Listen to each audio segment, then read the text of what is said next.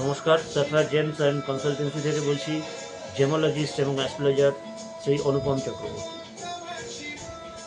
প্রথম প্রোগ্রামে আমরা শনি নিয়ে আলোচনা করেছিলাম, শনি মহারাজকে নিয়ে। তো এবার এই শনি মহারাজ দেখা যাবে আপনার জন্মছকে যেখানে আছে, ধরুন আপনার লগ্নের চতুর্থভাবে শনি আছে, তো সেই শনির ওপর শনি গিয়ে বসছে। সাপোজ সেটা যে যার ছক মেলালেই বুঝতে পারবে, বা শনির উল্টো ঘরে শনি, বা তার ঢাইয়া রাশির চতুর্থে বা রাশির অষ্টমে, দ্যাট ইজ ঢাইয়া। এবং শনির স্কোয়ারে শনি, আপনার জন্মকালীন ছকে যেখানে শনি আছে তার চতুর্থ ঘরে শনি, তো এটার কিন্তু একটা বিরাট এফেক্ট থেকেই চলেছে। তো সেখানে আমরা যেটা বলবো, সেই সব অবস্থানে যদি শনি গোচরে অবস্থান করে, তাহলে কিন্তু বেশ কিছু সতর্কতামূলক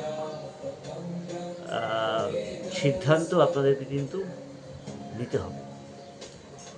আরও পরিষ্কার করে বলতে গেলে খুব সতর্ক হয়ে চলতে হবে, নিজেকে অনেক সংযত করে নিতে হবে, ডিসিপ্লিন করতে হবে।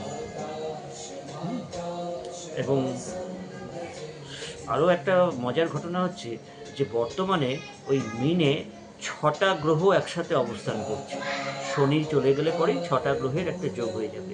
এই যে ষষ্ঠ গ্রহের যে যোগ বা এর যে এফেক্ট, ইম্প্যাক্ট, এটা কিন্তু অনেক রাশির ওপরই পড়তে চলেছে। এটা কিন্তু আগাম সতর্কতা থাকবে। এবং তারপরেও যেটা বলবো, শনি এবং রবি একসাথে পিতা পুত্রের সংযোগ, এবং জ্যোতিষশাস্ত্রে আমরা যেটা বলে থাকি যে পিতা পুত্রের মধ্যে একটা ইগো ক্ল্যাশ, তো সেটা থেকেও কিন্তু আমাদের সাবধান থাকতে হবে। যাই হোক, আরও বিশদে জানতে হলে আমার সাথে যোগাযোগ করে নেবেন। আমার পার্সোনাল কন্ট্যাক্ট নাম্বার 9830076763। অযথা ভীত হওয়ার কোনো দরকার নেই, ঠিক আছে? যেখানে কোনো রকম সমস্যা হবে 100% আমি আপনাদের পাশে আছি।